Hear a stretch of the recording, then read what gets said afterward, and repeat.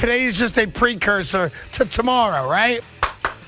We are back at DJ's in Belmar for the annual kickoff, the Summer Classic that we created, that we invented, that we started, and now everybody's taking part in it, and it's going to be phenomenal. Live music, wet t-shirt contest for fat guys with big boobs, and a Pete Alonso humpathon. Plus, I'm happy to say that at 4:30 today, the best Met player alive, Pete Alonso, joins us exclusively on WFAN. Good afternoon, Evan. How are you today, bud? I'm all right. All right. I'm all right. Are you a little upset that Marcus Stroman owns you? Were you bothered that Marcus Stroman yelled a little bit and showed some emotion coming off the field? I want to make this very, very clear. Wow. Marcus Stroman was brilliant last night. 8 innings. He was brilliant. He made one bad pitch to Francisco Alvarez, who blasted one through the wind for a 2-run home run. But when Marcus Stroman needed to make pitches, especially in that 8th inning, he made a pitch. Yes, so he if did. you are a Met fan right now and you want to be angry, I'll help you out. Don't be angry at Marcus Stroman. Be angry at the fact that the New York Mets managed 4 base hits, 2 of which were infield hits, and 2 runs against Marcus Stroman. That is misplaced anger. And for the unnamed Met, and I know it's not Pete, but for the unnamed Met who said, oh, we took notice, well, what did you do about it? Ooh, Marcus was excited. What did you do about it? You got shut down for 8 innings. This always pisses me off, Craig. Like, I get it. Some Met fans are not going to like Marcus Stroman. Marcus Stroman showed up last night. Yes, he did. And he delivered last night. And if you're angry about anything as a Met fan, don't be a sore loser baby who's mad at the guy who did his job. Be mad at this manager and this offense, which went to Chicago on a winning streak and has managed 4 runs on how many hits? 11 hits over 2 games, 10, whatever 11, it is. something like that, yeah. That's the anger. So I'm glad you brought that up. No, I have no issue with Marcus Stroman. Why would I have an issue with a guy who went out and did his job? Right. And by the way, you're allowed to show emotion when you go 8 innings against a former team. You're allowed to do that. To my fellow Met fans who may be hypocrites, and I guess some Mets in the locker room, all right, who's unnamed, Francisco Alvarez hit a home run over the weekend that tied a baseball game up, and he jumped in the air like crazy, and we all loved it. Pete Alonso. That's right. Our guy hit a game-tying grand slam, and he almost did a 360 and dropped his helmet, and we loved it. That's right. Like, it's okay in baseball to show emotion. We can't be hypocrites about it and only like it when it's our guys. What are we doing? It just happens to be that Marcus Stroman is not well liked amongst Met fans. We know all the obvious reasons. But, when it comes down to competition and playing, it sits out there for everybody to see. And if Marcus Stroman got shelled and the Mets knocked him out in the 3rd inning and put 7 runs on him, we'd be gloating about it. Every one of you. So you got to eat this one. Marcus Stroman outpitched you. Period. Stop. He pitched great. And we have watched, and Pete's going to join us, and I'll ask him if he was bothered by it. And if he's got reasons for it, I'd love to hear it, because Pete's an emotional baseball player, and we like it. Francisco Alvarez is an emotional baseball player, and we like it. Like, we're good with that when it's our guys. Now, all of a sudden, we're crybabies? I have a question, though, having nothing at all to do with Marcus Stroman, and I acknowledge you got to tip your cap. Sometimes the other guy does a good job, and he beats you, and that's what happened last night. And you're right. If you whine and complain about Marcus Stroman giving you a little extra, well, that's on you. That's not on him. You're allowed to be pumped up when you have a great performance, and that's what he did. Whether he's likable or not is irrelevant. Suck it up. Marcus Stroman owns you right now. But I got a question for you. And again, I'm an outsider looking in. I'm not a Met fan this year, but of course I watch every Met game because it's my job, right? Mm-hmm. I don't understand. And maybe I'm not even saying it's a Met thing, but I will be honest, I'm looking for it more at the Mets, so maybe it's on me. I don't understand why you bring guys up and don't play them. And maybe somebody can explain it to me. Maybe it's an aspect of baseball that I will take ownership of. I don't get. Lefty, righty, lefty, war, ops, obs, whatever crazy analytics you guys come up with. Yeah. But I don't understand why you bring a guy who's red hot up from the minors, put him in the lineup, does a good job, and then you sit him down and we don't see him. I don't understand it. Buck Showalter, and it reminds me a lot of Tom Thibodeau, apparently hates young players. I think that's what it comes down to, because Mark Is that Vientos solely on him that the organization doesn't say Vientos is playing? No. It's on the manager. Okay. You know, we have lived in a world for 5 to 10 years now where we make these assumptions that the managers are all a bunch of figureheads and the GMs are faxing in the lineup or emailing the lineup. Like, it's not Aaron Boone, it's Brian Cashman, it's not Buck Showalter, it's Billy Epler. It's a bunch of crap. We have to get over this. Buck Showalter made the lineup last night. Aaron Boone made the lineup up last night. And if you have an issue with it, that's fine. Call out the manager. Let's stop just blaming the GM as if they're the figurehead guys.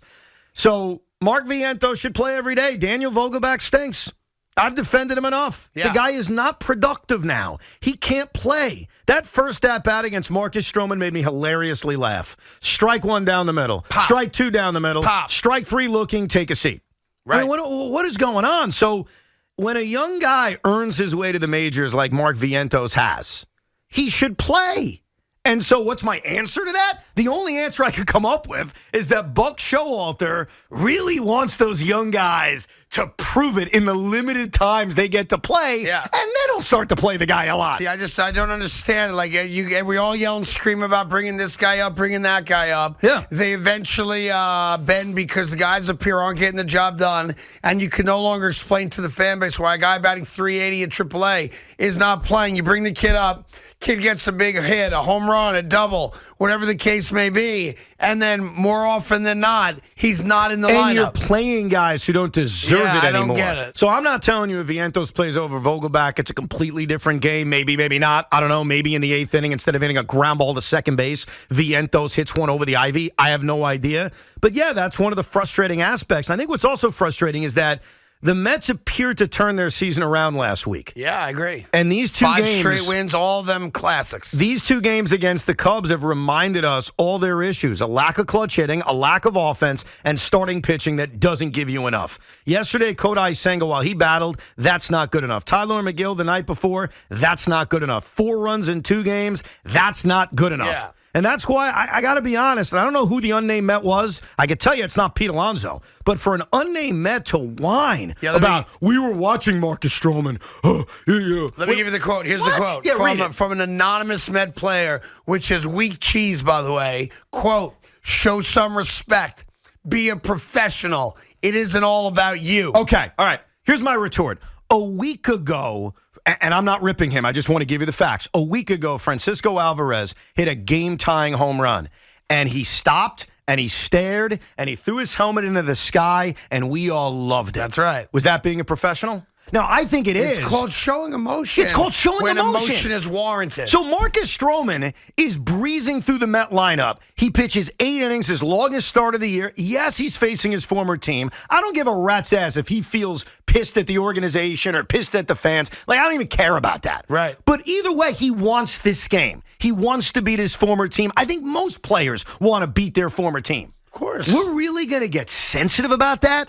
Like, who's the unnamed Met that's so sensitive about that? And what did this unnamed Met do about it? Like, that's my question. What'd you do about it? I have to say this. The thing that bothers me more is that whoever the anonymous Met is doesn't assign his name to it. What are you afraid of? Like, if you want to challenge Marcus Stroman, have at it. If you want to come out and go, I didn't like it, I was offended by it, although I find that a joke, have at it. But put your name on it. You know, Marcus Stroman pitched his ass off last night, and in the spirit of getting that last out in the 8th, he was jacked up. By the way, as he should be. Sure. I totally get it. And you're going to anonymously now go after him, have some balls. If you want to attack Marcus Stroman, and I don't know why you would last night when he owned you and gave up 2 runs in 8 innings, have the balls to say, my name is blank, and I don't like what he did. Yeah. But ain't nobody doing that. No. Nobody. Instead, it's... Meanwhile, you can't say that, and I love Pete, obviously, and he's coming on, and support, the air humping on a double by Vientos or 2-run home run, or like you said, the home run and the throwing of the hat and all that stuff. Come on. It's hypocrisy. Like, I think I'm pretty consistent about this, and I think you are too. Yeah, you should be pumped up when you do something good on a baseball field. I have no issue with Marcus Stroman. I have no issue with Francisco Alvarez. I have no issue with Ronald Acuna. I got no issue with guys being happy when they do something on a baseball field. And yeah, it just looks bad that within a week of the Mets having multiple emotional outbursts on the field, that somebody's got an issue with Marcus Stroman. Yeah. And here's what we have to do as Met fans. Forget about what you think about Marcus Stroman. Forget about that. Let's just be fair about this. He pitched well last night. He got a huge double play to end the 8th inning. How many times is a starting pitcher even allowed to get a big double play to end the 8th inning? Rarely. Right. So anyhow, it's tough 2 games in Chicago, obviously. Stroman doing what he did and then shoving it right in your faces. I mean, I know you hate him. I know you don't like it, but you got to suck it up. Be better. What else do I want to tell you? Be better. You went right back to that listless garbage offense. Nobody can get on base. Nobody gets a hit. And that was after 5 straight games that you won. And it felt like every one of those games was about a big hit, a big moment, a come-from-behind home run, 0 for 9. A double, a this, or that. 0 for 9 with runners in scoring position over these 2 games. You play 162 games, and you mock me for getting into each individual game. But I've told you many times there are certain games that matter more. There are certain games that you want more. Tonight's one of those nights. The Mets cannot get swept in Chicago. You're facing a guy in Kyle Hendricks who has not pitched yet this season. Cookie Carrasco needs to bounce back. The Met offense needs to show up. Tonight is actually one of those rare games in May that's really important, in my opinion. Meanwhile, the New York Yankees were well on their way to another win against the Baltimore Orioles last night and then had the worst 7th inning of the last decade, giving up 8 runs. And you can yell and scream all you want about the decision to let Nasty Nestor pitch the 7th or any of the other moves that Aaron Boone made. One of those games. It's very rare. Going to happen a couple of times a year on both sides where you're going to have an 8-run 7th to win a game. You're going to give up 8 runs in the 7th and lose a game that you didn't see coming. But I am fascinated the way this Yankee season has gone from this standpoint, and it's now repetitive to the point where it's actually comical. The Yankees win a game, thank God for Aaron Judge. The Yankees lose a game, Aaron Boone sucks. Yes. And that's it. There's like nothing else. Those are the 2 talking points, every win and every loss. And here's what boggles my mind. There are games in which you can look at what happened and I think fairly criticize the manager and fairly say, what are you doing here? What are you doing here? What are you doing here? Last night at Yankee Stadium, and thank God for that pitch clock, because if there's no pitch clock, you guys who went to the game last night, you're leaving at 1 a.m., all right? You were actually able to leave a little bit before midnight. Good job by the pitch clock after an hour and a half rain delay and 15 runs being scored.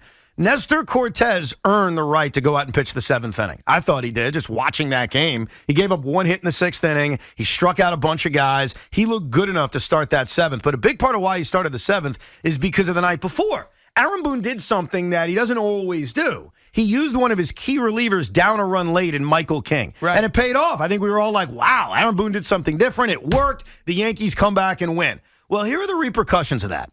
Michael King wasn't available. So Aaron Boone had his hands tied behind his back because there was certain relievers not available last night. So he needs to go to Jimmy Cordero, who sucked. He needs to go to Albert Abreu, who sucked. And you could change the order of when they come in and what batter they face. But considering the way Nestor looked in the 7th, the way Jimmy looked in the 7th, the way Abreu looked in the 7th, was it going to make any difference? They failed. And sometimes it's as simple as that. So when you look at last night's game, I don't really see how Aaron Boone effed it up. I see how Nestor Cortez just lost it in the 7th inning. Staff messed it up. And I see that the bullpen arms who you had available failed in a miserable way. And for the most part, they've been good this year. And then I'll give you this. And I know when you lose 9-6, it's tough to blame the offense. DJ LeMahieu comes up in a big spot. And it's just a reminder. After that bunt from the night before and what happened when he came up in that bases loaded spot, bro, he's not the same guy. And that's a problem. The fact that DJ LeMahieu is a far cry from what he was 2 years ago and he's batting cleanup for your team, that's a major problem. Well, we got lots cooking, 877-337-6666. Not only that, the big comedy event at Paramount in Huntington, New York, to benefit the Alonzo Foundation, Pete and his beautiful wife, Haley. We have gotten all the approvals for Frank the Tank to go up on stage and sing his I Hate the Mets song. So looking forward to that. We have one of the great comedy lineups of the year. And Petey's going to join us at 4:30 today to obviously talk Met baseball and give people some insight into the foundation and the big night of comedy. It'll be our third annual Carton and Roberts Pete Alonso Foundation comedy event. Just to give you an update on Frank the Tank, he has now said that he hates Vogelfat more than he hates Darren Ruff. Oh, and Ruff was his guy. And Ruff, he loved Ruff. And Vogelfat, as he calls him, will probably show up. He'll probably, assuming he's not DFA'd before then, he'll probably be there looking for a laugh. Yeah. And Frank the Tank of all people. All confirmed, greenlit, good to go. And I'll do you one better. I've been told that Pete enjoys watching Frank's tantrums. Does he? Yes. Yes, and Pete will confirm that with us at 4:30 today, okay? Okay. So we got that, and we have a reminder that tomorrow we'll be broadcasting live at DJ's in Belmar. And part of the festivities tomorrow, we have the Fat Guy Wear T-shirt contest. We have the Pete Alonso Humpathon. And we have the nominations for the 2023 Pulse of the People Award. I didn't even realize this, Evan. It is the 15th. Well, I guess you have to take COVID, so it's 14th. Right. It should be the 15th, but it's the 14th annual Pulse of the People Award ceremony. Incredible. The nominations will be announced tomorrow live after 4 o'clock at DJ's in Belmar. How many nominees are there? I have no idea. We don't know. Does that number change every single year? Yeah, sure does. Wow. And there's no minimum and no maximum. Wow. I mean, there could be 20 men and women. There could be one. Huh. Yeah. No rhyme or reason to it, Ev. Crazy. Yeah. Why? Did you have somebody in mind? I have a few people in mind. There's Obviously, a few people that have jumped out at me. The reigning title holder is Stu Feiner. Right. And I think he carried the trophy and the belt with grace. Right. And I think he was a great champion. He has an automatic nomination based on being champion, and we'll see if he wins it again or if it's passed on to someone else. Yeah. But I think he's been a great champion. He's been a very worthy champion over the last year, no doubt. Yeah, so we got lots to do, all the baseball stuff today. We got Pulse of the People and some good stuff tomorrow. We got Stroman, and again, we have Pete Alonso joining us live exclusively at 4:30 a little bit later on this afternoon. So I'm ready to go. Interesting that Big Mac went to the Yankee game yesterday and then took today off. Well, rain delay, man. That's a long night at Yankee Stadium, bro. I saw him run into the subway, too. He was running to then wait in a 1.5 hour rain delay. That's quite the sight.